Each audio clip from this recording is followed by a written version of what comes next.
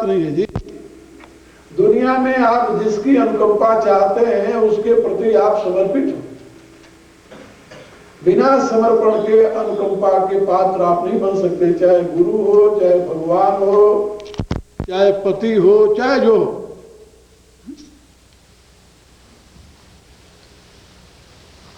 रामायण में एक बड़ी विचित्र घटना है। जब नारद जी भगवान के चरणों में आकर उपस्थित होते हैं सीताहरण के पश्चात, तो भगवान नारद जी को समझाते, अवगुण मूल शूल प्रद। नारद जी पूछते हैं मेरा विवाह क्यों नहीं करने दिया आपने? यदि मुझे विवाह करने दिए होते तो आज रोने की आपको ये आवश्यकता क्यों पड़ती?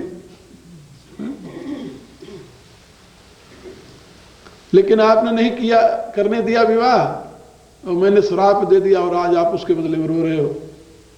ऐसे मैं भी रोया था उस समय। तो भगवान कृपा सिंधु मुस्कुराते हुए नारद को समझाते हुए कहा, अवगुण मूल शूल प्रद प्रमादा सब दुख खान, ताते कीन निवारण मुनिमन मम असजीजा। ये स्त्री जो है वो अवगुण की जड़ है और नाना प्रकार के शूलों को उत्पन्न करने वाली है। कहा कि स्त्री, बोले नहीं स्त्री नहीं, प्रमदा। अवगुण मूल शूल प्रद प्रमदा सब दुख खान। वो प्रमदा समस्त दुखों की खान है। तुम प्रमदा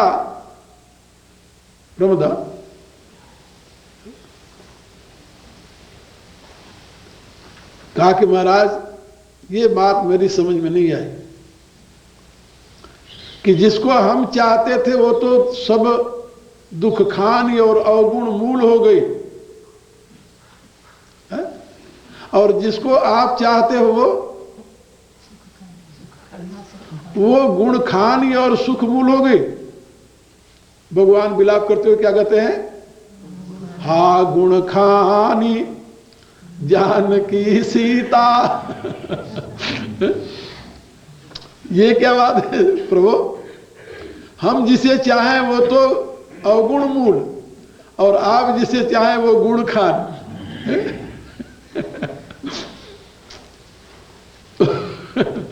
तो वहां पर एक बात समझाई गई। कहा कि देखिए, जहां पर अनन्यता होती है, अनन्यता,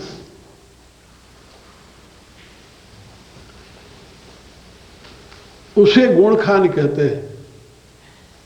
और जहां अनन्यता नहीं है, प्रमदा है, वो अवगुण मूल है, दुख खान है। अनन्यता और प्रमदा में अंतर है। इन दोनों में बड़ा अंतर है। एक के लिए पुरुष की चाह है और दूसरे में पुरुष निरपेक्ष है। भगवती उमा शंकर जी के लिए तप करते हैं। बड़ा रोचक प्रसंग है रामायण का है। रामायण में दो योगी हैं, दो योगी जिनकी बड़ी महिमा है और दोनों योगियों की दशा का वर्णन है। एक योगी प्रशांत समाधि में बैठा हुआ है और उसके लिए एक देवी तप कर रही है कि ये मुझे पति रूप में मिल जाए। और उसकी प्रतिज्ञा क्या है? जन्म कोटि लगी रगर हमारी, एक जन्म नहीं मैं करोड़ों जन्म तक ऐसे प्रतिज्ञा करी तपस्या करूंगी। बरौ शंभु न तू रहो कुमारी, या तो शंकर जी को पति रूप में प्राप्त करूंगी, नहीं तो कुंवारी रह जाऊंगी। ये निष्ठा है। वो साधना कर रही है, तपस्या कर रही है पति के लिए, शिव के लिए, एक योगी शिव है और उसकी ये घोषणा है, हमरे जान सदा शिव जोगी, अज अनवध्य अकाम अभोगी। जो मैं शिव से अस जानी, प्रीति समेत करम मन बानी, तो हमार पन सुनो मुनीषा, करिए सत्कृपा निदेशन। प्रतिज्ञा है उसकी। वो जानती है कि मेरे शिव जो है वो महायोगी हैं। हमरे जान सदा शिव योगी। एक योगी की तो ये गति। दूसरा योगी, वो उसकी उल्टी धारा बह रही है, उसके लिए कोई तप नहीं कर रहा, फिर वो तप करने के लिए ललायत हो गया, प्रार्थना करता है, कोशिश करता है, पहले तो सोचता है कि भाई स्वयंवर में ये कन्या हमें वरण कर ले, इसके लिए तो यही अवसर चाहिए, परम शोभा रूप विशाल। तो शोभा और रूप ये तो तप का फल है। कैसे मिलता है? तुलसीदास जी ने कहा, तप बिनु तेज की कर विस्तारा। ये सुंदर रूप जो है ये पूर्व काल के तप का फल होता है, ये ऐसे नहीं मिल जाता। कुरूपता पूर्व जन्म के पाप का परिणाम है, और सुंदर रूप जो है, शोभा जो है, तेज जो है, ये पूर्व जन्म के पुण्य कर्म का परिणाम है। क्योंकि सौंदर्य में देवत्व है, और देवत्व जो है वो पुण्य का परिणाम है। अब नारद जी ने सोचा, नारद जी कहते हैं कि जिस तप के बदले में शोभा और रूप विशाल मिलता है, वो तप इतनी जल्दी कैसे होगा? वो तो अब तप करो तो अगले जीवन में जाकर सुंदर स्वरूप मिलेगा, तो इतनी जल्दी तो तप का परिणाम नहीं हो सकता। तो जप तप कछु न हो यही काला, अब तो कुछ नहीं हो सकता। अब चिंता हो गई है, विधि मिले कौन विधि वाला। अब भक्त है ना, तो भक्त को अपने पुरुषार्थ की अपेक्षा अपने प्रभु की करुणा पर अधिक विश्वास होता है। तो नारद जी को अपने पुरुषार्थ की अपेक्षा अपने प्रभु की कृपा पर अधिक विश्वास है, इसलिए उन्होंने तुरंत निश्चय कर लिया, प्रभु सन मांगो सुंदरताई। विवाह में तो आज भी बहुत सी चीजें उधार ली जाती हैं। हाँ, बहुत सी तो विवाह में उधार लेना कोई गलत बात नहीं है, अनुचित बात है, बहुत पुरानी परंपरा है। तो भगवान किसे रूप उधार ले लूं, थोड़ी देर के लिए अपनी सुंदरता दे दे। हरिशन मांगो सुंदरताई, भगवान यदि अपनी सुंदरता हमें दे दे तो ये काम बन जाएगा। भगवान ने प्रकट होकर के नारद को संबोधित करते हुए कहा, कुपथ मांग रुज व्याकुल रोगी, वैदन देव सुनो मुनि योगी, यही विधि मैं तुम्हार हित। अब सोचिए, वो कहते हैं योगी महाराज ये कुपथ है। अरे कहा शंकर जी भी तो योगी है, उनके लिए वो सुपथ कैसे हो गई जो आपने जाकर प्रार्थना की। अब बिनती मम सुनव शिव, जो मोपर सहज सुनेव, जाए विवाह शैल जई हम वही मांगे देव। तो भी तो योगी हैं, हमारे भाई हैं, बड़े भाई हैं। नारद भी ब्रह्मा के मानसिक पुत्र हैं, और ब्रह्मा से ही रुद्र की उत्पत्ति हुई है। तो कहा कि एक बड़े भाई को तो आपने जाकर प्रार्थना की, और मैं प्रार्थना कर रहा हूं आपसे, तो आप कह रहे हो कि कुपथ है। कहा बात है भाई कि बड़े भाई से तो इसलिए मैंने प्रार्थना की थी कि बड़े भाई ने उमा के लिए तप नहीं किया, उमा के लिए प्रार्थना नहीं की, उमा उनके लिए तप कर रही है। और यहां तो उल्टा मामला है, यहां तो तुम तप के चक्कर में पड़े हुए हो कि कैसे मिल जाए। यानी मेरे कहने के प्राय कि जहां यह स्थिति हो, जहां पर पुरुष स्त्री के पीछे पड़ता हो, वो अवगुण मूल है। और जहां स्त्री पुरुष के पीछे अपना समर्पण करके आती हो वो गुण खान है। दोनों में इतना अंतर है, अवगुण मूल और गुण खान। और क्या, पुरुष है वो स्त्री पे खेल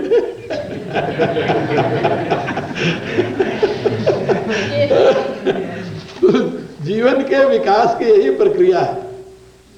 इस प्रक्रिया में कहीं कोई अंतर नहीं है। इसलिए मैं बता रहा था कि बिना अनन्यता के कोई भी व्यक्ति किसी की अनुकंपा का पात्र नहीं बन सकता। ये बात याद रखो, केवल इतने बताना है। चाहे गुरु हो, चाहे पति हो, चाहे परमेश्वर हो, बिना अनन्यता के कोई किसी के कृपा का भाजन नहीं बन सकता। भगवान ने स्वयं रामायण में कहा, एक पिता के विपुल कुमारा होई पृथक गुणशील अचारा। आगे, को पंडित, बोलो, को पंडित तापस को ज्ञाता, को धनवंत सूर को दाता।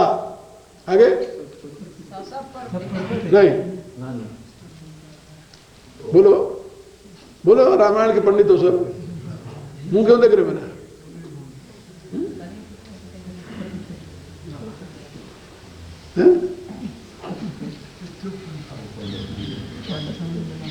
बोलो, को सर्वज्ञ, आगे बोलो, धर्मरत को, आगे, सब पर पिता ही प्रीति सम हो, को पितु वचन भगत, वचन मन कर्मा, सपने ज्ञान अनुसर धर्मा, सो सुत प्रिय पीतु प्राण समाना, यद्यपि सो सब भांति है।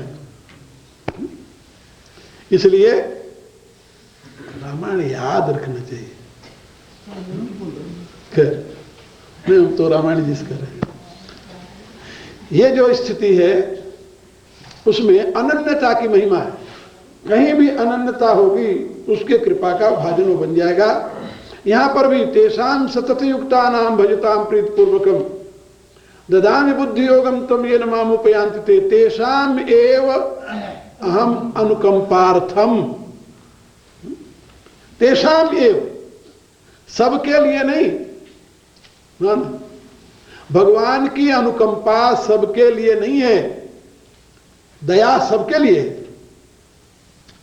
अखिल विश्व यह मोरी उपाया, सब पर मोरी बराबर दाया। ये सारा विश्व मेरा उत्पन्न किया हुआ है, इसलिए जहां तक दया की बात है वो सब पर बराबर है। परमात्मा की दया एक सी है। लेकिन तिनमह जो परिहरि मद माया, भजई मोहि मन बच अरुकाया, पुरुष नपुंसक नारीवा जीव चराचर कोय, सर्वभाव भज कपट तज। सर्वभाव, सर्वभाव माने सर्वभाव, जितने भाव दुनिया में, गुरु पितु मात बंधु पति देवा, सब मोहि कह जाने दृढ़ सेवा। सर्वभाव, जितने भाव हैं। भक्ति पंच भावात्मिका कही जाती है। दास्य भाव, शांत भाव, सख्य भाव, वात्सल्य भाव और माधुर्य भाव। ये पांचों भावों से युक्त भक्ति होती है। और ये पांचों भाव जो है वह मेरे में हो। जहां पर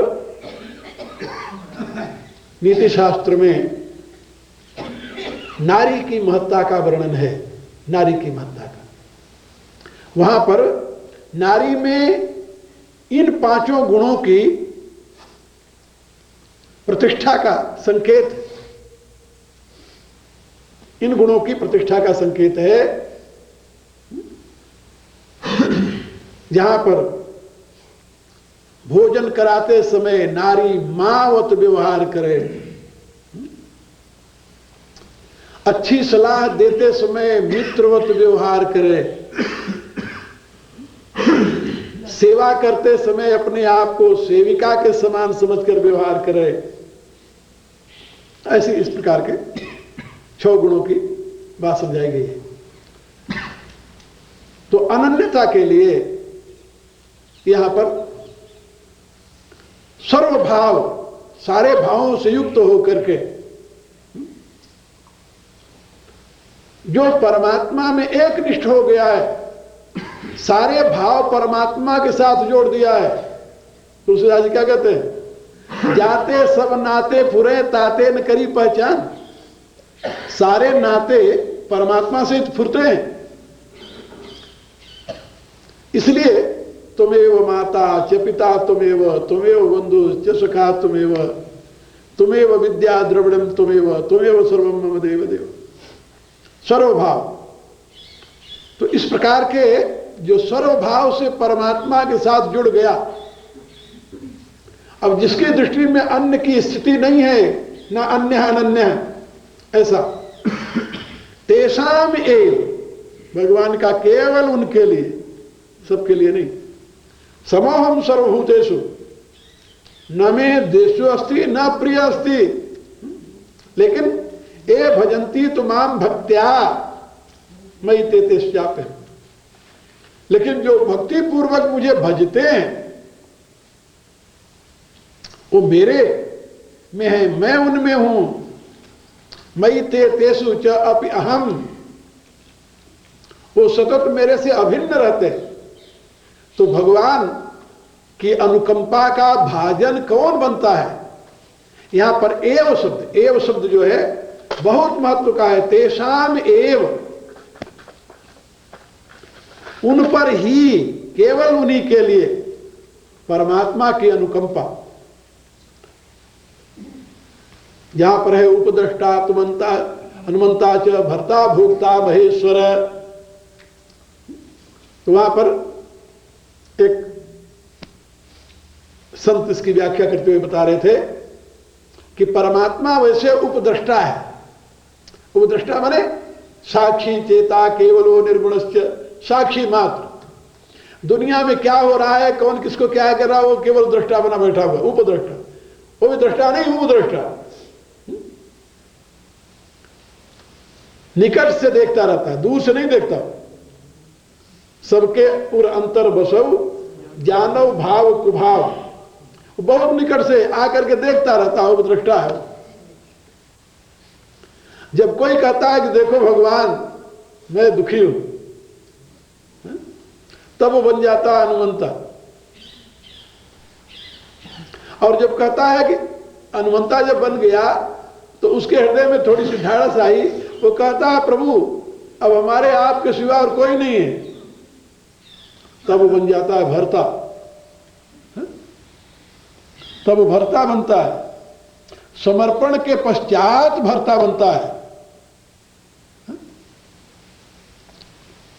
नहीं, शरणागत होने पर वो भरता बनता है। जब उसकी शरण में हो जाए कि मैं आपका ही हूं, आपकी शरण में हूं, तब वो भरता बनता है। और जब समर्पण हो जाए, ये दो बातें मैंने कई बार बताया, शरणागति और समर्पण, इन दोनों में अंतर है। शरणागत और समर्पण में अंतर है। एक शरणागत है, एक समर्पित है। शरणागत होने पर वो भर्ता बन जाता है और समर्पित होने पर वो भोक्ता बनता है। बात समझे? शरणागत होने पर भर्ता बनता है। भर्ता माने पालक, पालन करने वाला, पोषण करने वाला, वो बन जाता है। और समर्पित होने पर फिर भोक्ता बन जाता है। कौन? वो महेश्वर, परमेश्वर है। वो कहां है? सबके अंतःकरण में, सब जगह मौजूद है वो। देहे अस्मिन पुरुष पर, अस्मिन देह, इसी शरीर में वो विराजित है, लेकिन उपद्रष्टा रूप में। समस्त प्राणियों के लिए उपद्रष्टा है। जब उससे प्रार्थना करने लगो तो अनुमंता होता है। जैसे दो आदमियों का झगड़ा होता हो, आपस में विवाद हो गया, एक आदमी बड़ा खड़ा हुआ सुन रहा है, उससे क्या लेना देना। जब उन्होंने कहा कि भाई देखो जरा, आप जो कमजोर होगा वही तो कहेगा देखो भैया जरा संभालो, नहीं तो देखो ये मेरे साथ अन्याय कर रहे हैं। जहां वो कहा देखो भैया जरा ध्यान करो मेरा, मुझ कमजोर पर अन्याय कर रहे हैं, तब वो अनुमंता होता है, पूछते क्या बात है भाई, क्यों लड़ रहे हो तुम? यदि वो न कहे तो वो उसको अधिकार नहीं उसमें हस्तक्षेप करने का। दो आपस में लड़ रहे हैं, पता नहीं कौन है क्यों लड़ रहे हैं। जब उसने ये प्रार्थना की तो पूछने आ गया भाई क्या बात है। अब दोनों की बात जब सुनी और समझ लिया कि यह शक्तिशाली है, इसको दबाना चाहता है, तो उसके बाद में उसकी तरफ देखता है, वो कहता है जा जा, तू कौन होता है बीच में बोलने वाला? तो वो दूसरा जो कमजोर है बेचारा, वो कहता है भैया आप जाना नहीं, मैं आपके शरण में हूं। जब कहता है मैं आपके शरण में हूं तो खड़ा हो जाता है, खबरदार अब इसकी तरफ आंख उठाया तो अभी मेरी शरण में आ गया है। तो वो शरणागत होने पर ही वो रक्षक के रूप में खड़ा होता है, वैसे कौन बोलेगा?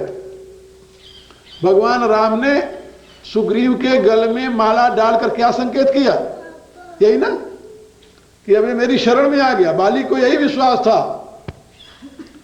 कह बाली सुन वीर प्रिय समदर्शी रघुनाथ। रघुनाथ तो समदर्शी हैं, उनको मेरे से क्या बैर है, सुग्रीव से क्या प्यार है, उनके लिए तुम दोनों बराबर हैं। लेकिन भगवान ने बाली सुग्रीव के गल में माला डाल करके संकेत कर दिया कि मैं समदर्शी तो हूं, लेकिन अब ये मेरी शरण में आ गया है। तो शरणागत रक्षण ये मेरा व्रत है, इसलिए अब तो इसके ऊपर प्रहार नहीं कर। पहले जब लड़ रहे थे दोनों तो यानी एक रूप भ्राता तुम दो, जैसे वो है वैसे तुम हो, तुम दोनों में क्या अंतर है भाई? एक रूप भ्राता तुम दो का अभिप्राय क्या? भगवान पहचाने नहीं कौन बाली कौन सुग्रीव है ना, पहचानते तो थे। दोनों की एक सी गतिविधि थी, जैसे तुम हमारे लिए वैसे वो हमारे लिए। अरे तुम सूर्य के पुत्र हो, इंद्र का पुत्र है हमारे लिए दोनों बराबर हो। लेकिन बाद में जब वो शरणागत हो गया तो उसने अपने आप को भगवान की शरण में, भगवान के आश्रय में जब रख दिया तो भगवान ने मेली कंठ सुमन की माला, तो फूलों की माला पहना दी कि अब जाओ, अब उसे पता चल जाएगा कि अब ये मेरी शरण में आ गया, इसका रक्षक मैं हूं। तो मेरे कहने का प्राय कि वैसे समस्त जीवों के लिए भगवान सम है, सब पर मोरी बराबर जाया। लेकिन जो भगवान के अनन्य चरणानुरागी हैं, जिन्होंने सर्वभाव से परमात्मा के सिवा और किसी का आश्रय नहीं लिया, जिनका दुनिया में परमात्मा के सिवा और कोई अपना नहीं रहा, ऐसे जो पूर्ण रूप से समर्पित हो चुके हैं, तेषाम एव अनुकंपार्थ, केवल उन्हीं पर कृपा करने के लिए, तेषाम एव अनुकंपार्थ।